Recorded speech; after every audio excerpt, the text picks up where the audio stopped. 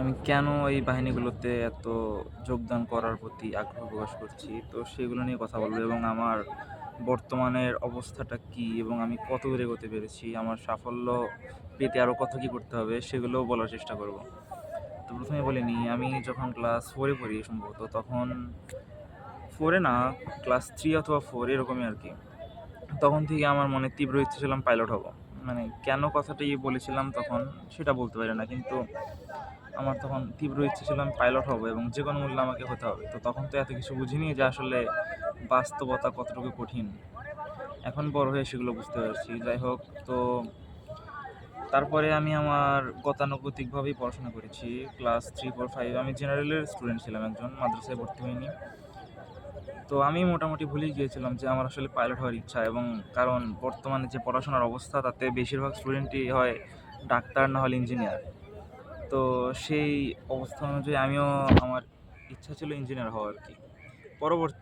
পরবর্তীতে ইচ্ছা ছিল ইঞ্জিনিয়ার হওয়া।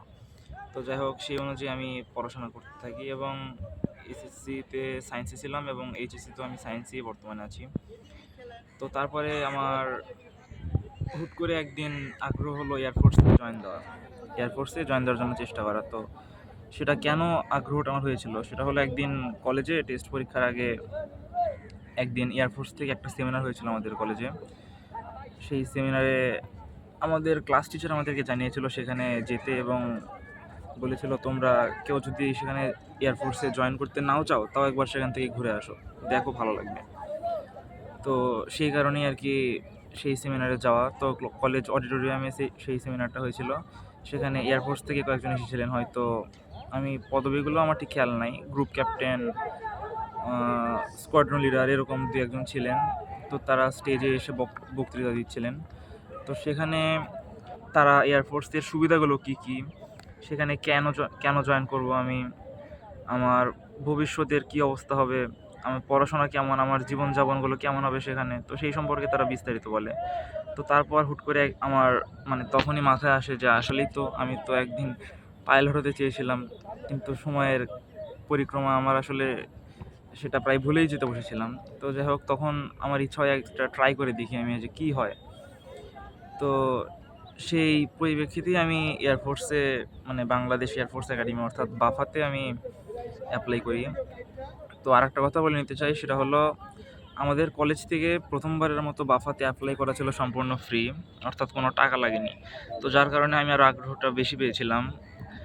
তো আমি এবং আমার রুমমেট এই দুজন মিলে আমরা প্ল্যান করি যে আসলে দেখি একটু অ্যাপ্লাই করে দেখি। তো অ্যাপ্লাই করার পরে বাসায় জানিয়েছিলাম যে এরকম অ্যাপ্লাই করছি। তো ভেবেছিলাম হয়তো বাসা থেকে কী বলবে না বলবে, যে এরকম পড়াশোনার মাঝখানে আবার হুট করে এগুলো নিয়ে আসা কোনো দরকার নেই।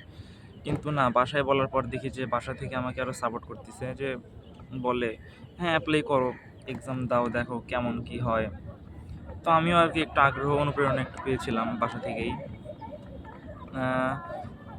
তারপর আমাদের টেস্ট পরীক্ষা শুরু হয়। তো টেস্ট পরীক্ষার মাঝখানে আমি অ্যাপ্লাই করি।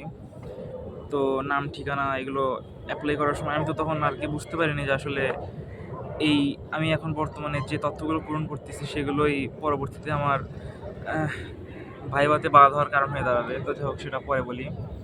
তো তারপর অ্যাপ্লাই করি আমি। অ্যাপ্লাই করার পরে তখন আর কি টেনশনে ছিলাম যে সাবজেক্ট কী দেবো। মানে অ্যাপ্লাই করার ওখানে ফর্মে, মানে অনলাইনে তো অ্যাপ্লাই করতে হয়, তো সেখানে অনেকগুলো সাবজেক্টের অপশন আসে। তখন আর কি বুঝতে পারিনি যে কোনটাতে দেবো। তো আমি আর কি বুঝি না যে পাইলট হতে হলে কোনটাতে জয়েন দিতে হবে।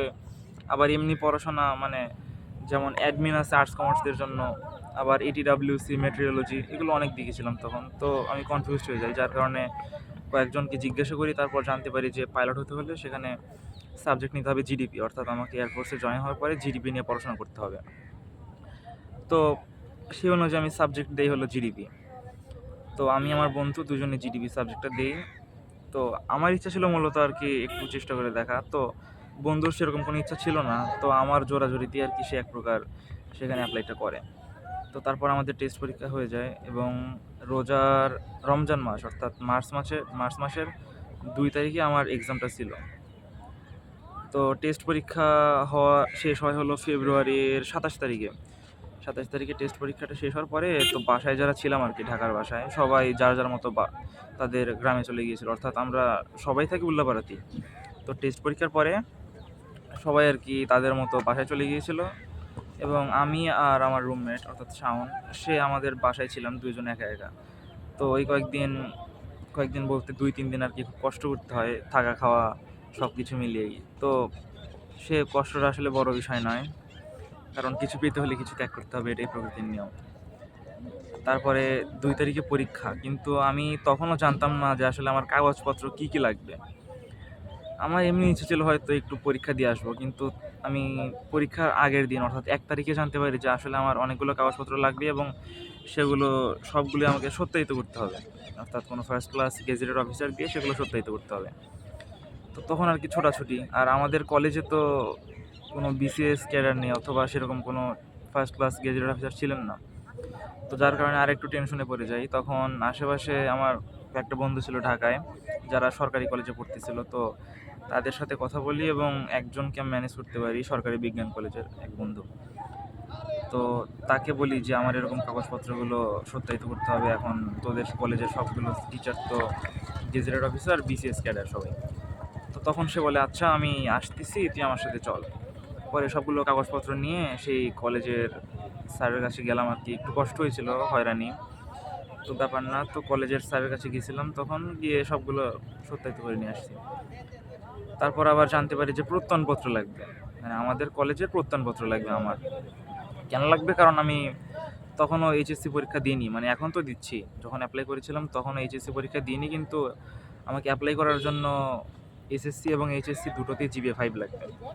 তো আমি যে জিপিএ 5 পাবো এই মর্মে একটা প্রত্যয়নপত্র লাগতো আমার, তো সেটার জন্য কলেজে গিয়েছিলাম, কিন্তু ভাগ্য সহায় ছিল না। যাই হোক, আমাদের ওই দিনই কলেজের সব টিচাররা এবং স্টুডেন্টসরা সবাই কলেজ পিকনিকে গিয়েছিল আর কি, যেটা যায় ক্লাস 12-এর স্টুডেন্টসরা টেস্ট পরীক্ষার পরে। তো আমি তখন যাইনি এই এয়ারফোর্সে পরীক্ষা দেওয়ার জন্যই। তারপর আবার কলেজে গিয়ে হয়রানি, দৌড়াদৌড়ি। তো আমি আর কি প্রিপারেশন এক প্রকার নিতেই পারিনি। তো প্রিপারেশন একদমই নিতে পারিনি। রাতে এসে চিন্তা করতেছি আসলে আমার এখন কি পড়া উচিত, কারণ একসাথে তো এতগুলো এক রাতে পড়া সম্ভব না। আর আমাদের এক্সাম ছিল হলো পরের দিন সকাল 10টা বাজে, অথবা 10টা কি 9:30 এরকমই আর কি, আমার ঠিক খেয়াল নেই। তো সাবজেক্ট ছিল হলো, প্রথমে আইকিউ ছিল। আইকিউ 100 মার্কসের 50 মিনিটে দিতে হবে আইকিউ। তারপরে ইংরেজি, তারপরে হলো ফিজিক্স আর ম্যাথ। তো সবগুলো আলাদা আলাদা পরীক্ষা হয়, অর্থাৎ আপনি যদি আমি যদি আইকিউতে পাস করতে পারি তাহলেই আমাকে শুধুমাত্র তার পরের ধাপে পরের ধাপে যাওয়ার জন্য আমি সিলেক্ট হব। আইকিউ 50 মিনিটে। তারপরে হলো পরের ধাপে ইংলিশ, সম্ভবত ইংলিশ 40 মার্কস 20 মিনিট।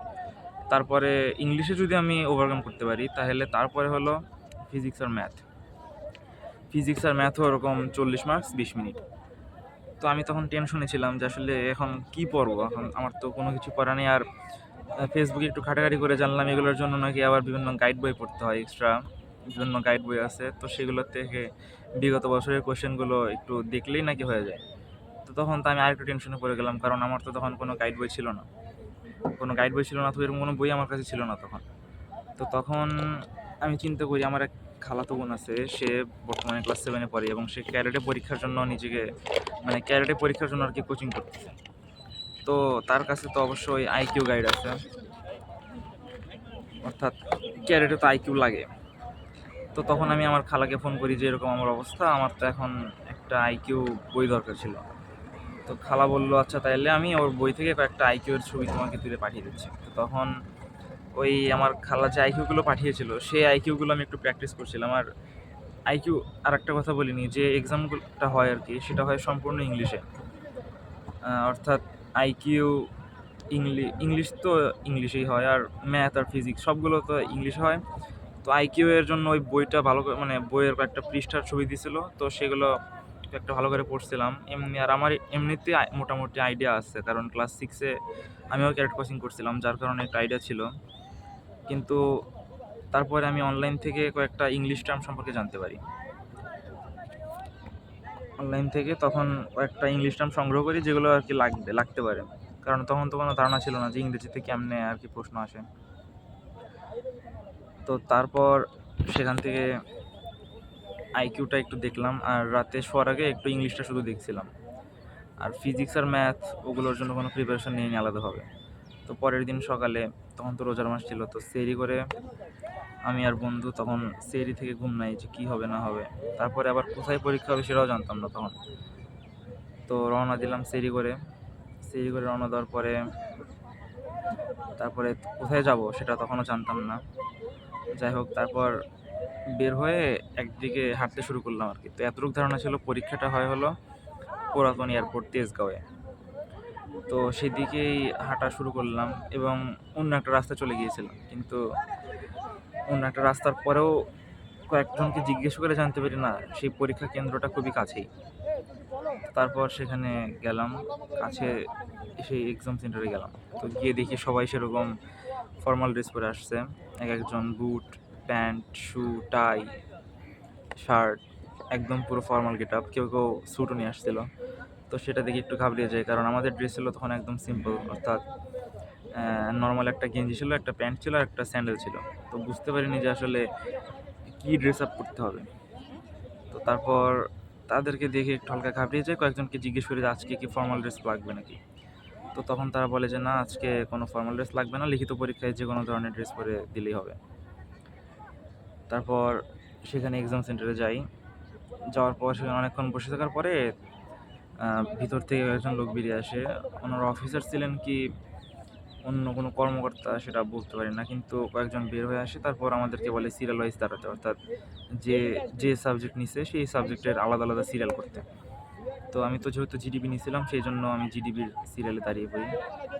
তারপরে সেখান থেকে আমার কাগজপত্রগুলো চেক করে যে যে কাগজপত্রগুলো লাগবে সেগুলো আমি নিয়ে আসছি কিনা। চেক করার পরে আমাকে ভিতরে ঢুকিয়ে দেয় সিরিয়াল ওয়াইজ। তারপর ভিতরে গিয়েও অনলাইনে কম্পিউটার একজন ছিলেন ওখানে অফিসে বসে, তার কাছে কিছু ফর্ম পূরণ করতে হয়েছে। তো সেখানে পূরণ করে এক্সাম সেন্টারে চলে যাই। তো এক্সাম সেন্টারে যাওয়ার পর সেখানে নির্দিষ্ট কোনো সিট প্ল্যান ছিল না, অর্থাৎ যে আগে যাবে ভিতরে ইনভিজিলেটর ছিলেন, উনি সেই অনুযায়ী সাজিয়ে দিবে আর কি। তো যাওয়ার পরে প্রথমেই ছিল আইকিউ পরীক্ষা 100 মার্কসের। তো চেষ্টা করেছিলাম সবগুলোই টাচ করার, সবগুলো আইকিউতেই টাচ করার জন্য চেষ্টা করেছিলাম, কিন্তু সবগুলো তো সম্ভব হয়নি। তো যেগুলো পারিনি সেগুলো দাগিয়ে দিয়ে এসেছি, কারণ সেখানে কোনো নেগেটিভ মার্কিং ছিল না আইকিউতে।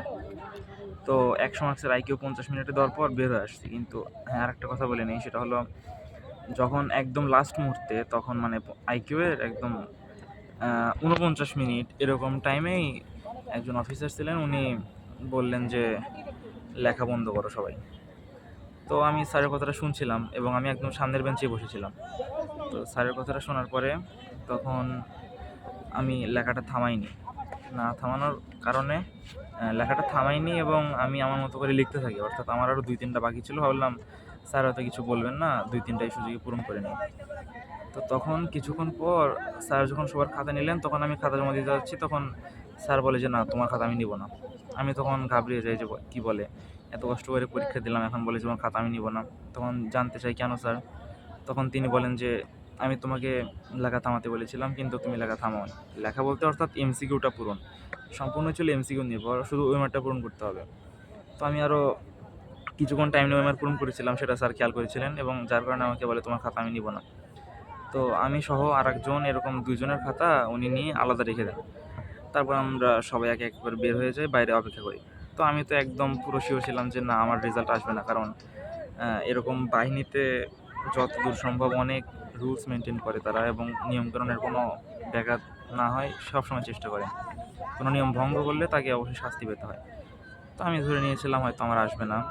তো কিছুক্ষণ পরে একজন স্যার বের হয়ে এসে তখন মাইক দিয়ে যে সিলেক্ট হয়েছে তাদের রোলগুলো এক এক করে বলতে থাকে। তো আমি তো পাশেই বসেছিলাম, সবাই ওই স্যারের কাছে দাঁড়িয়েছিলেন ওখানে, যে রোলগুলো শুনতেছিল। আমি পাশে বসে থেকে তখন মানে মনটা খারাপ হয়েছিল, যে আফসোস করতেছিলাম যে আমার হলো না, সবার হয়ে গেল। তো কিছুক্ষণ পরে দেখি আমার রোলটা ডাকতেছে।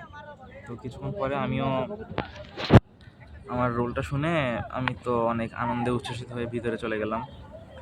তো ভিতরে চলে যাওয়ার পরে তারপর আবার উপরে গেলাম আগের রুমেই যাওয়ার পরে সেখানে আবার মানে মোটামুটি আইকিউ পরীক্ষা দিয়েছিলাম হয়তো 140 জনের মতো এরকমই। তো তাদের ভিতরে সিলেক্ট হয়েছিল আইকিউতে টোটাল 40 কি 50 জনের মতো। তো 40 কি 50 জনের মতো এরকম সিলেক্ট হওয়ার পরে তাদেরকে ভিতরে পাঠিয়ে দিই, এবং যারা সিলেক্ট হয়নি তাদের জার্নিটা ওখানেই শেষ। তো আইকিউতে পাশ করার পর একইভাবে তার পরবর্তীতে ইংলিশ হয়, এবং ইংলিশের পরে হয় হলো ফিজিক্স আর ম্যাথ। তো আল্লাহর রহমতে আমি সবগুলোতেই পাশ করে যাই, কারণ আমার একাডেমিক পড়াশোনা ছিল একটু ভালো, অর্থাৎ একটু ভালো করে পড়াশোনা করেছিলাম একাডেমিকে, যার কারণে সেগুলোতে কোনো সমস্যা হয়নি। তো সবাই যে বলে গাইড বই পড়তে হবে, এরকম কিছুও না। গাইড বই না পড়লে আপনার যদি একাডেমিকটা একটু ভালোভাবে ধারণা থাকে, তাহলে আপনার মোটামুটি ধরা চললে আপনার সেখানে আপনি সিলেক্ট হবেন। কারণ অত আহামরি কোনো কঠিন কোশ্চেনও করে না, যদিও কোশ্চেনগুলো ইংলিশে হয়, কিন্তু সেরকম কোনো কঠিন কোশ্চেন করে না। তো তারপরে আমি সেখানে এই আইকিউ, ইংলিশ এবং তারপরে ফিজিক্স ম্যাথ তিনটাতেই পার হয়ে যাওয়ার পরে সেখানে আমাকে একটা ফর্ম দেওয়া হয়। একদম লাস্টে গিয়ে আমরা টোটাল সিলেক্ট হয়েছিলাম হয়তো 30 জনের মতো। তো এরকম 30 জন সিলেক্ট হওয়ার পরে তাদের সবাইকে একটা করে ফর্ম দেওয়া হয়, অর্থাৎ মেডিকেলের জন্য। তো তখন হয়তো চিন্তা করতেছিলাম যে মেডিকেল আজকে হয় নাকি। তো তখন ছিল রমজান মাস, এবং সবগুলো পরীক্ষা দিতে দিতে একদম প্রায় সন্ধ্যার মতো হয়ে গেছিলো। তো তখন একটু চিন্তায় পড়ে গেছিলাম যে আজকে যদি মেডিকেল হয় তাহলে ইফতার করা, আবার শরীরও ক্লান্ত। তো ফর্ম টর্ম পূরণ করার পরে তারা বলে যে না, আজকে আর মেডিকেল হবে না, আপনারা সবাই কালকে আসুন। তো একইভাবে কালকে মানে তখন বাসায় চলে যাই। ও হ্যাঁ, আরেকটা কথা বলা হয়নি, সেটা হলো আমি আর আমার রুমমেট শাওন দুইজন যে পরীক্ষা দিছিলাম, তো শাওন আইকিউতে বাদ পড়ে যায়। আইকিউতে বাদ পড়ে সে আমার জন্য বাইরে কিছুক্ষণ অপেক্ষা করে। আমি তো তখন ইংলিশটা দেওয়ার জন্য ভিতরে চলে গেছিলাম আবার। তো বাইরে অপেক্ষা করে, তো সে নাকি 10-15 মিনিট অপেক্ষা করার পরে বাসায় চলে আসছিলাম। তো আমি বাসায় এসে জানতে পারি তার মনটা হালকা একটু খারাপ। তারপর আমি ওকে বললাম যে তোর মনটা খারাপ কেন, তুই তো এটার জন্য কোনো প্রিপারেশন নিসনি, অথবা তোর তো কোনো ইচ্ছা ছিল না। তখন বলে যে নেইনি প্রিপারেশন ঠিকই, কিন্তু পরীক্ষাটা তো দেই, পরীক্ষাটা দিয়েছিলাম নিজের ইচ্ছাতেই। তো শাওন এসব কথা বলে, তখন শাওনের কথা শুনে হালকা একটু মন খারাপ হয়। তো ওকে একটু সান্ত্বনা দিলাম। তারপরে আবার পরের দিন মেডিকেলের জন্য আলাদা কোনো প্রিপারেশন নিতে হবে না, কারণ আপনার শরীরের যদি কোনো কাটা ছেঁড়া অথবা কোনো মানে ব্যথা ট্যাথা এরকম, অর্থাৎ আপনার যদি শরীরে কোনো সমস্যা না থাকে তাহলে মেডিকেলে আপনার কোনো সমস্যা হবে না ইনশাল্লাহ। তো আমার আলহামদুলিল্লাহ কোনো শরীরের সমস্যা ছিল না, চোখেও সমস্যা ছিল না। চোখ, নাক, পলিপাস, তারপরে নখনি, ফ্ল্যাট ফিট, এগুলো চেক করে আর কি মেডিকেল নর্মালি। তো এগুলোর আমার কোনোটাই সমস্যা ছিল না। তো যার কারণে মেডিকেলও আমার আলহামদুলিল্লাহ ভালোভাবে পার হয়ে যায়। তো মেডিকেল থেকে আমরা টোটাল সিলেক্ট হই 7 জন। অর্থাৎ মেডিকেলে আমরা ঢুকছিলাম, মানে মেডিকেলের জন্য আমরা টোটাল 30 জন আর কি হয়েছিলাম। তো তার ভিতরে 7 জন আর কি মেডিকেলে সিলেক্ট হয়েছি। বাকি সবার কেউ কেউ আনফিট, আবার কেউ কাউকে মানে একটু সময় দেওয়া হয় আবার ঠিক হওয়ার জন্য। তো পরের দিন মেডিকেল দিতে গেলাম। তো মেডিকেলে সেখানে অনেকক্ষণ টাইম লাগছিল, একদম মানে সম্পূর্ণটাই চেক করে, অর্থাৎ একদম মানে কি বলবো, হাফ প্যান্টটাও খুলতে হয়েছিল। তো এই অবস্থা। তো মেডিকেলে সম্পূর্ণটাই ঠিক হয়েছিল। আমার চোখের পর 6/6 ফ্ল্যাট ফিট ছিল না, নকনেও ছিল না। তারপরে আলহামদুলিল্লাহ আমি পুরোপুরি সুস্থ আর কি, মানে বাইরের দিক দিয়ে আর কি। তো মেডিকেলে সিলেক্ট হওয়ার পরে পরের দিন আবার মেডিকেলে সিলেক্ট হওয়ার পরে তার একটা কাগজ দেয়, ফর্ম দেয়, ভাইবা ফর্ম। তো সেই ভাইবা ফর্মে তখন আর কি অনেক কিছু পূরণ করতে হয়েছিল। তো তখন আবার একটা টেনশন যে ভাইবা যদি আজকে হয় তাহলে কী হবে, কারণ আমার ভাইবার জন্য কোনো প্রিপারেশন ছিল না, এবং জানতামও না যে ভাইবাটা আসলে কেমনে দিতে হয়। তো তারপরে এরকম পরের দিন তারা বলে যে পরের দিন আসতে, পরের দিন নাকি আমাদের ভাইবা হবে। তারপর বাসায় আসি, আমি তখনও জানতাম না আসলে ভাইবাটা কেমনে দিতে হয়। বাসায় আসার পরে একটু ইউটিউব, ফেসবুকে ঘাটাঘাটি করি কেমনে কী লাগবো না লাগবো, মানে ভাইবাতে কী কী জিজ্ঞেস করে নর্মালি আর কি কী জিজ্ঞেস করে, কেমনে উত্তর দিতে হবে, কোন গেটে যেতে হবে, স্যারের সাথে কেমন ব্যবহার করতে হবে, কেমনভাবে কথা বলতে হবে, এসব হাবিজাবি জানতে পারি ইউটিউব দেখে। তো এটাই ছিল প্রথম ভাইবা, যার কারণে একটু ঘাবড়িয়েছিলাম। আর আরেকটা কথা বলিনি, সেটা হলো ভাইবা দেওয়ার জন্য আমার কোনো ড্রেসও ছিল না, অর্থাৎ ফর্মাল প্যান্টও ছিল না, শ্যুটা ছিল, অক্সফোর্ড শ্যুটা ছিল, সেটা কলেজের শ্যু। ফর্মাল শার্টও ছিল না, টাইও ছিল না। টাইটা যদিও পরতে হয় না, এটা আপনার উপর নির্ভর করে আপনি পরবেন কি পরবেন না। তো আমি তখন একটু চিন্তা করে আসলে আমি এখন এগুলো পাই কোথায়। তারপরে পাশেই এক বন্ধু থাকতো, তো তাকে ফোন দিই যে এরকম আমার একটু ফর্মাল ড্রেস লাগবে, তোর কাছে আছে নাকি? তখন ও বলে যে হ্যাঁ আছে। তখন রাত 10টার সময় ওর বাসায় গিয়ে আমি ওর ড্রেসগুলো নিয়ে আসি। আমার পরের দিন ভাইবার আমি 10টার সময় এরকম ড্রেস ম্যানেজ করছি।